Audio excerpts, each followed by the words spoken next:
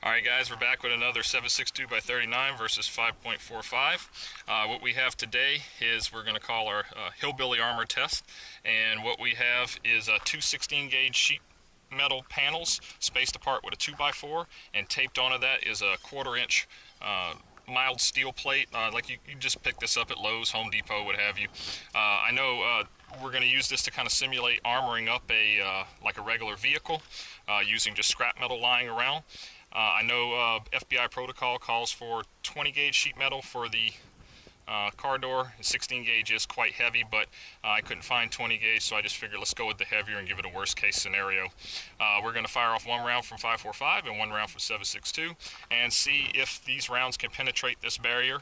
If they do penetrate, we also have our milk jugs lined up behind to see what kind of effects we would have had for whatever actually penetrates the barrier. Alright, so we're going to back up to about 50 yards or so and give this a whirl. Alright guys, first up will be 5.45. We're approximately 50 yards away.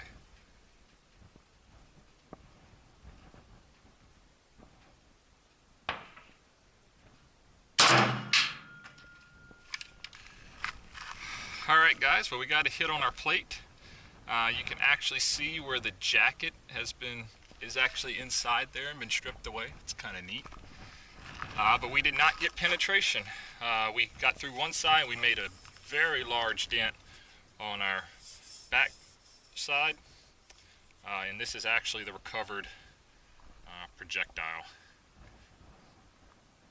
Okay, well, it's just a little surprising. I kind of thought that might get through there, but there you go. Again, this sheet steel is definitely heavier than what you would normally find in the car door.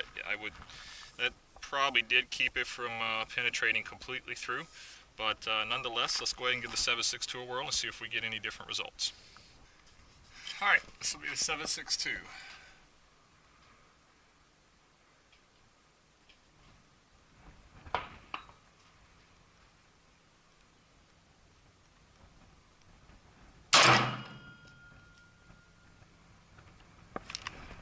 Take a look.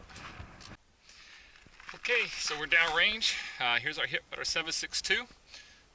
Found the jacket was lying on the ground. So 5.45, the jacket actually got stuck in, whereas the 7.62 it fell out and hit the ground, and we did not get full penetration.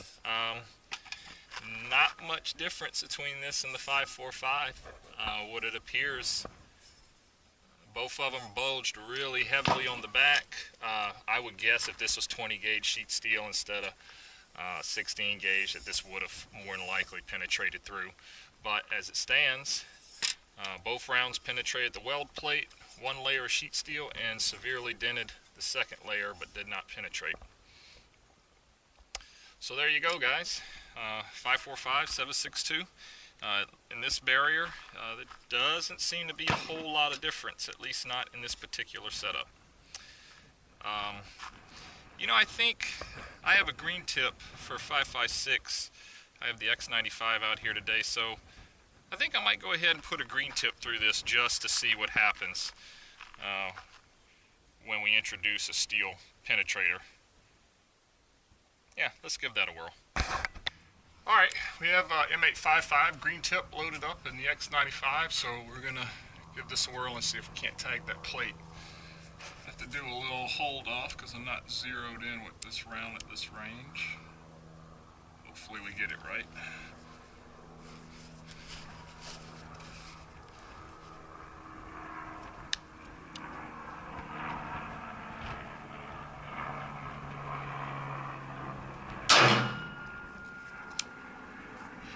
I saw jugs fly, but I don't know if I hit the plate. Let's go take a look. Okay, well, that's definitely a result, and I hit exactly where I was hoping using some hold off. It zipped right through and didn't even cause the plate to fall, unlike what happened with these. So let's go ahead and inspect the remnants, see what we have. Okay, so we see our round came through, punched through our back panel and penetrated, it looks like,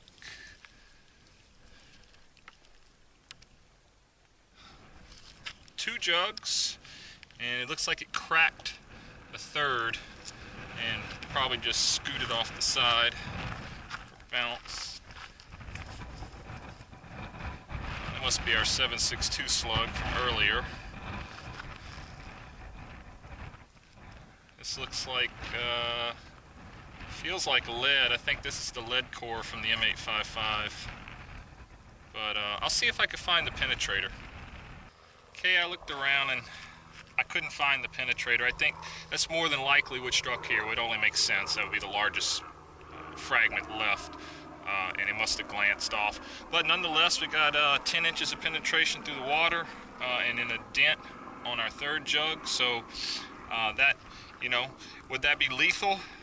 It certainly could be. It certainly would not be pleasant to be behind there.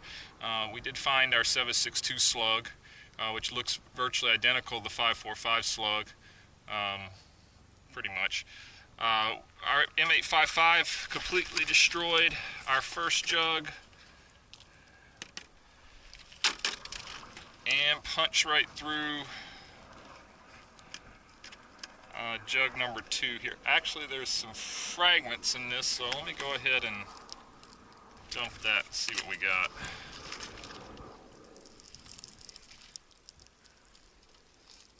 Yeah, it's just lead fragments, it looks like. So the steel penetrator must have bounced, just came out and went somewhere else. So there you go. The M855 green tip certainly does have some enhanced penetration against armor, as it was designed to do.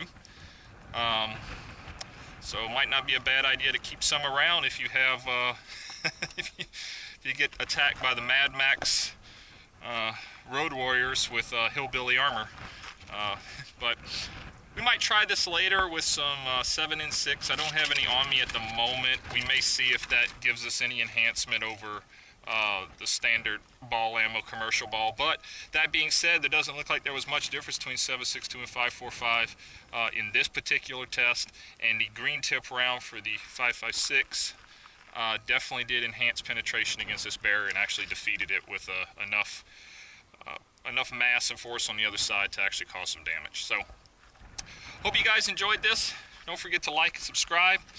This is an ongoing series, if you would, and I will link in the description below the previous test and so on and so forth and so forth, but we do have more coming up, so stay tuned.